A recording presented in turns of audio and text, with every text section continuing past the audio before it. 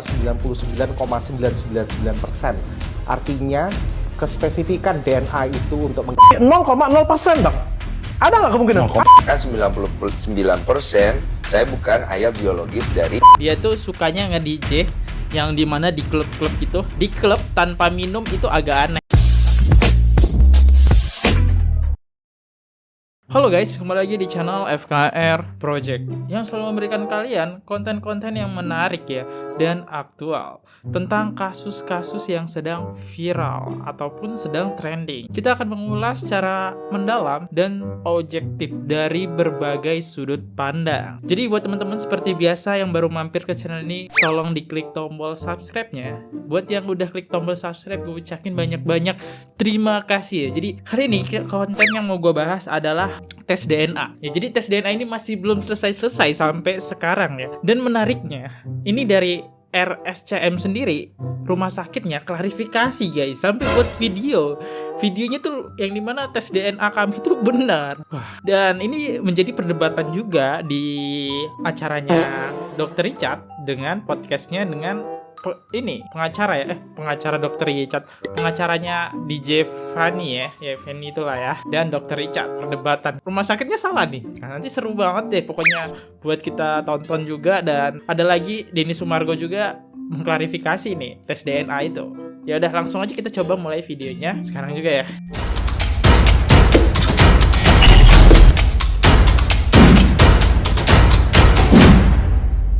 Nah, ini pertanyaannya. Seberapa akurat hasil pemeriksaan DNA untuk mengidentifikasi seseorang? Oke, kita lihat ya. Assalamualaikum warahmatullahi wabarakatuh. Halo Sobat Sehat, perkenalkan saya Adi Firmansyah Sugiarto, dokter spesialis forensik dan mediko-legal dari KSM Kedokteran Forensik dan Mediko-Legal, RSUPN Dr. Cipto Mangunkusumo. Jadi buat teman-teman yang belum tahu, RSCM itu adalah hasil tes DNA-nya Densu dengan DJ Fanny yang pertama. Tapi di sini DJ Fanny kagak percaya ya dengan hasil itu sampai RSCM ini buat video kayak gini ya. Oke, coba kita dengerin. Fakultas Kedokteran Universitas Indonesia. Tidak ada satupun orang yang memiliki profil DNA yang sama. Hal ini bisa kita buktikan dengan pemeriksaan DNA dengan memeriksa 23 lokus dari DNA tersebut. Ini akan memberikan tingkat keyakinan sebesar 99,999%. Artinya kespesifikan DNA itu untuk mengidentifikasi seseorang adalah 1 berbanding 1 kuadrilion.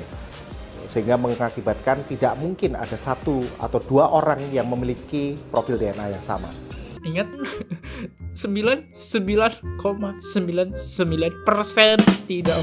Wow, itu suatu kemungkinan yang tidak bisa salah ya gitu. Berarti hanya 0,01% aja ya yang bisa mengubah angka itu. Waduh, menarik banget ya. Oke, kita coba lihat perdebatan pengacara di podcastnya tentang ini. Dok, apakah dokter punya momongan? Punya anak? Nah, punya. Oke. Pertanyaan saya begini, apakah dokter memeriksakan anak itu ke tes DNA? Enggak. Tidak. Kenapa? Karena saya mengakui itu anak saya. Dan yakin bahwa itu anaknya dokter. Betul. Kan? Nah, itulah seorang ibu punya keyakinan, ya kan, untuk bahwa hukum anak ini seperti apa. Oke. Apa salahnya? Di mana salahnya itu? Di mana salahnya apa nih bang? Kalau meminta untuk melakukan tes DNA, Kan sudah. nah, pertanyaan begini, dokter juga sebagai seorang dokter, dalam Undang-Undang Praktek Kedokteran pasal 52, seorang pasien diberikan hak untuk melakukan second opinion. Boleh dong. Bang, sorry ya bang ya. Iya.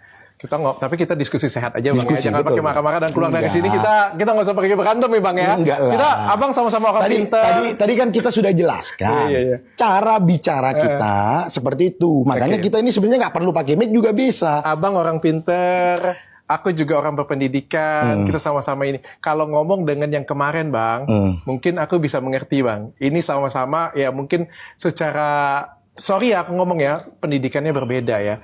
Kalau abang ini kan sarjana hukum bang.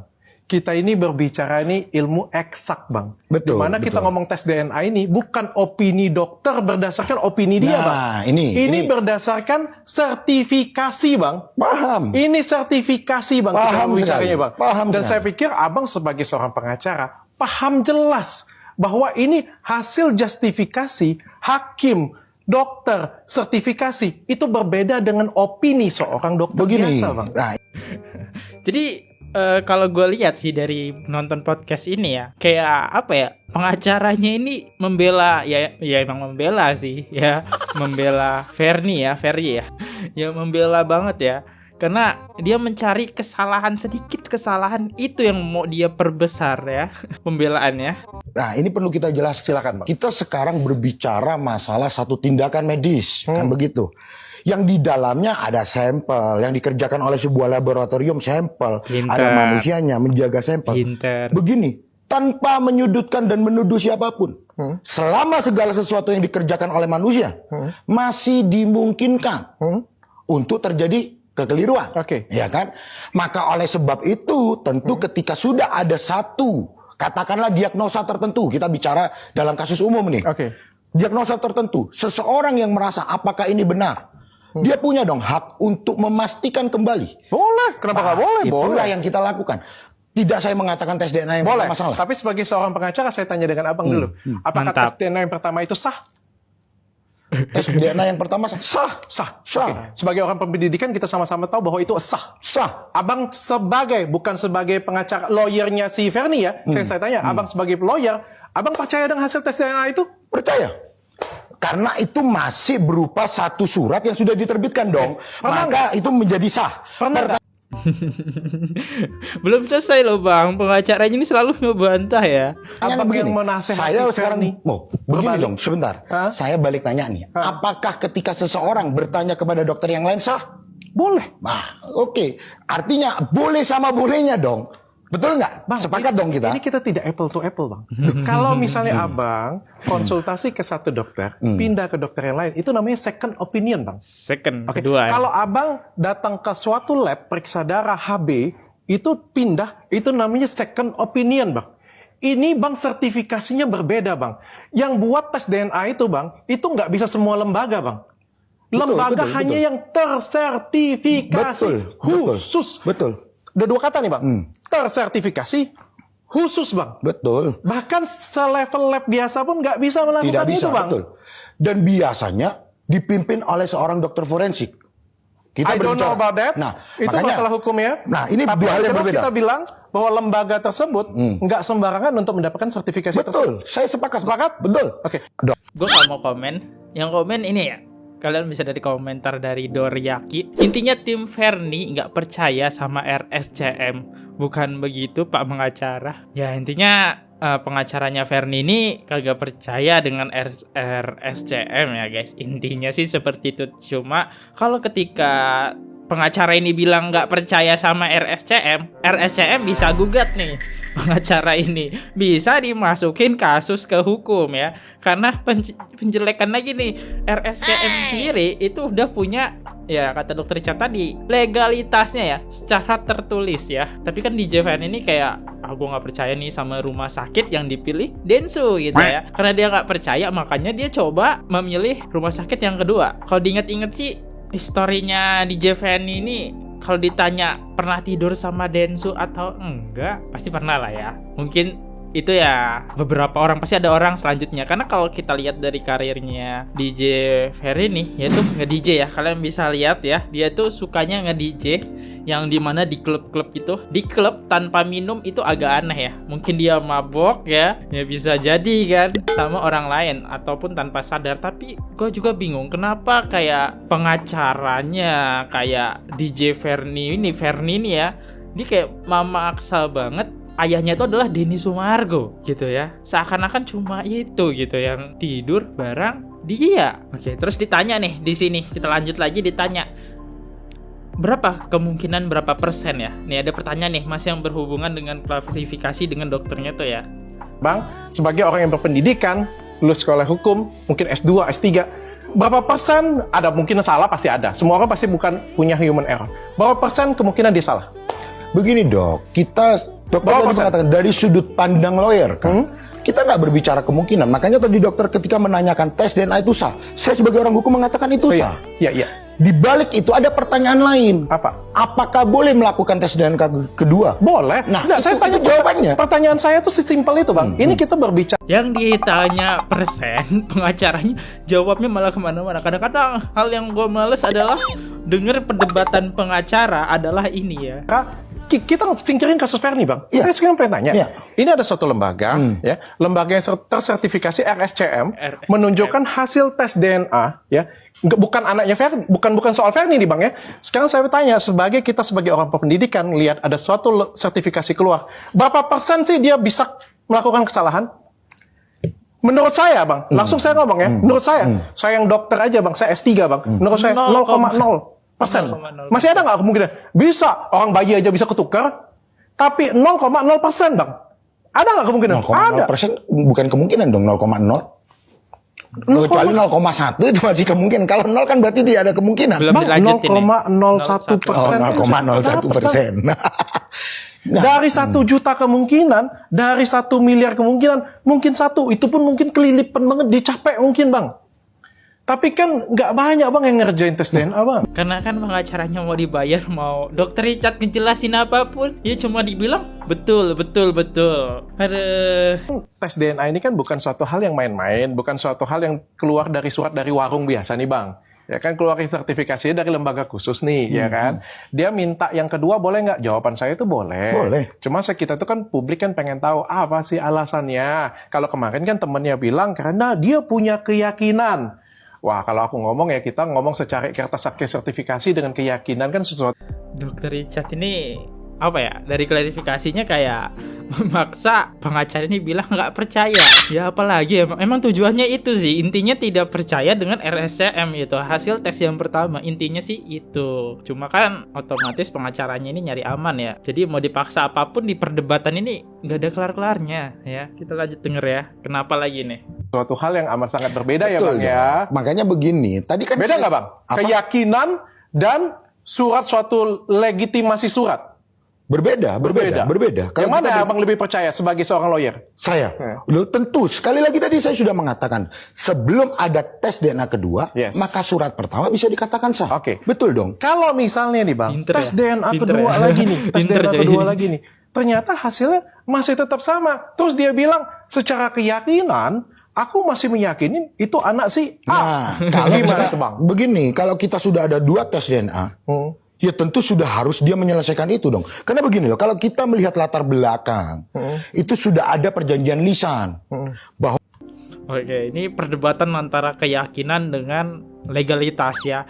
Jadi si Ferni ini, gue nyebutnya Ferni lah ya. Kalau Ferni, kalau salah maaf. Nah, Ferni ini, ya gue yakin gitu kalau tes DNA itu gak bener. Keyakinan, dan ini pengacara ngedukung keyakinan, tapi gak mau bilang keyakinan. Gue agak sebel kalau nonton pengacara udah ngomong ya, dia nggak akan mau ngomong itu keyakinan ya, nanti bisa jadi salah lagi dia kan. Makanya dia selalu, kalau kalian perhatikan, dia selalu mencari aman ya, nggak mau dia ngejawab gitu. Walaupun ada jawaban pasti dibawa muter-muter dulu tuh. memang dilakukan tes DNA 2 kali. Ada itu. Bahkan Mana di salah jawabannya? satu acara saya mendengar sendiri, saya Jawaban Paris. Nah, Tapi habis itu katanya Fernie menghilang. nah itu kan saya nggak ngerti. Kalau menurut Fernie tidak ada, memang tidak pernah dilaksanakan. Tidak pernah. Nah, baik, kalau begitu kan sekarang lawyernya saya nih. Oke. Kalau memang ada pihak yang mau, ayo kita ngawal. Kapan? Dari abang aja, kata Bang Densu kemarin aku telepon, tunjukkan rumah sakitnya. Ini kan tes. Nah, ini adalah alasan gimana kenapa dilakukan tes DNA kedua ya. Karena ya tadi yang gue bilang, karena keyakinan dari Fernie sendiri. Keyakinan Fernie tes DNA itu salah tuh. Walaupun dia nggak mau bilang salah ya. Intinya kagak percaya. Walaupun dia juga nggak bilang percaya juga gitu. Cuma kan perasaan ibu gitu ya. Ada-ada aja yang dites, mana Densu terus. Nggak ada yang dites cowok lain ya. Ya kemungkinan bisa jadi cowok lain. Karena bukannya menjudutkan sih, bukan menjudutkan seorang DJ ya, tapi setiap gua ada di klub gitu kan, pasti orang-orang itu pada minum. Ketika lo gak minum, lo dipertanyakan ngapain lo ke klub ya. Kalau udah minum kagak sadar. Walaupun masih ada kesadaran ya, kalaupun mabuk kan cuma istilahnya pusing-pusing kelayangan, tapi masih ada sadar ya. Emang yang dilakukan Denny Sumargo. Nah ini kita lihat denger alasan Denny Sumargo nih tes DNA. Pakai muda nggak? Jarang. Densu berani tes DNA. Oke, jadi gue diambil darah. Nah, ceritanya Yang nih. satu lagi anaknya diambil pakai dinding selaput dalam nih. Oke. Nah, Air liur banyak ya? kan yang mempertanyakan apakah itu udah oke. Nah, menurut dokter itu ya udah cukup. Satu dari darah, satu dari itu, dan itu sama-sama oke gitu kan. Setelah itu hasilnya keluar. Nah, dari hasil yang keluar itu totalnya ada 23 genom atau apa gitu ya, gue nggak tahu deh. Nah, dari totalnya itu ada 5 yang tidak sesuai. Dan itu menyatakan 99% saya bukan ayah biologis dari anak itu.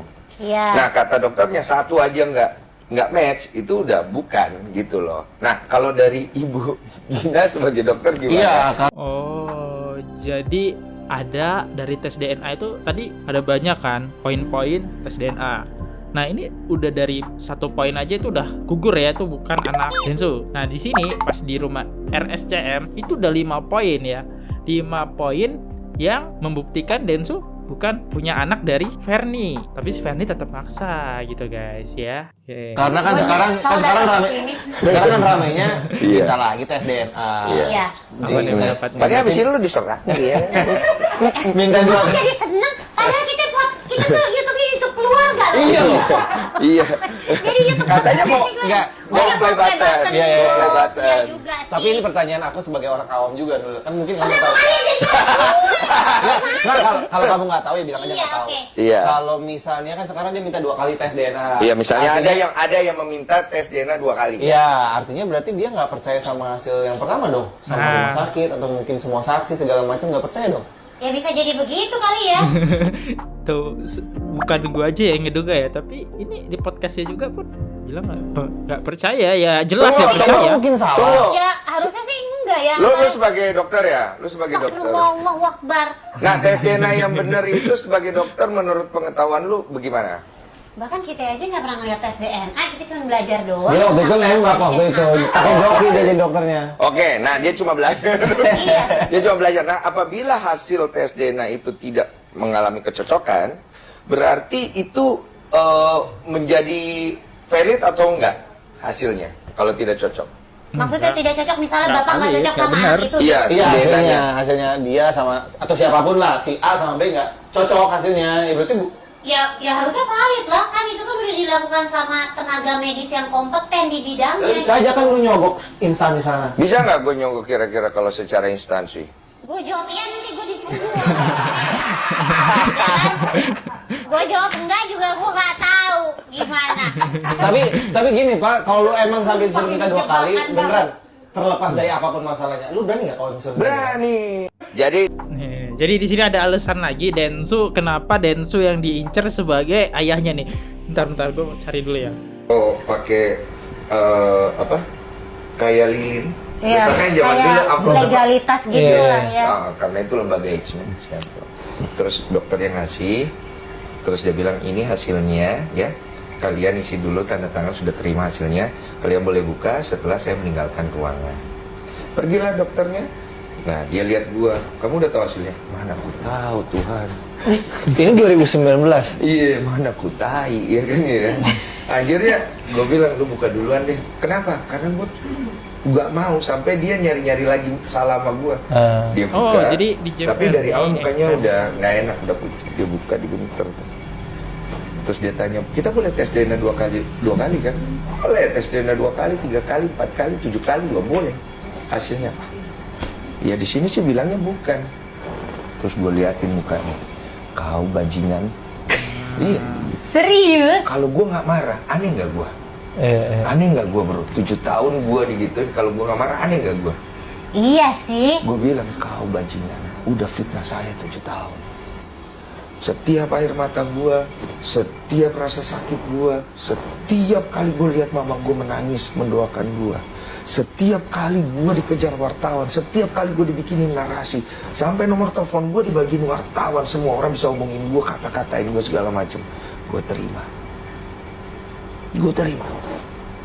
Kok lu bisa-bisanya fitnah gue kayak begini? Fitnahannya kalau boleh tahu apa? Iya, lu bilang gua ngamilin lu itu anak gua, sedangkan lu sendiri Nggak mungkin jauh di dalam hati lu nggak tahu itu bukan anak gua. Nah, Dan nggak mungkin lu nggak tahu itu bapaknya siapa. Tapi lu masih bertahan di sana. Berarti sejati itu hati lo. Pengen lihat gua hancur. Gua masih ingat kata-kata lu, gua bilang. Lu pengen hancurin gua kan? Gua masih ingat. ini alasannya ya. Itu jawabannya apa? Dia diam tuh. Pucet. Kenapa sih kok bapak yang jadi targetnya beliau? Kenapa Satu, jadi targetnya? karena mungkin ada emosional yang hanya dia yang lebih tahu. Yang kedua adalah dia melihat peluang itu pada saat 2012. Waktu itu film 5 cm pas lagi naik. Oh, iya. Sedangkan kasus pertama waktu itu tahun berapa ya? Sentimen. Yang lu press call itu tahun berapa ya? 2012 itu. 2012. Nah Iya, di situ iya. gue benar-benar marah. Tapi gue marah ya dalam taraf yang wajar lah. Dan gue gak marah di depan anaknya atau apa, anaknya kan depan sana. Nah dia mengungkit itu bahwa lu teriakin gue, masih mending gue teriakin. Mau injak muka kau. Berarti kalau Nah, jujur lah, Wak. Lah, Iya, sekarang iya, aku iya. tanya kau yang Iya, tanya iya, ya. iya, iya. Kau 7 tahun, ku fitnah. Ya kan, nggak bisa kau nikah, kau gagal nikah. Ini, kok itu. Pokoknya image jelek aja Nah, gitu ya. Masa kau begini? Oh ya, nggak apa-apa. Terima kasih ya. Ya udah, saya seneng loh kau fitnah saya.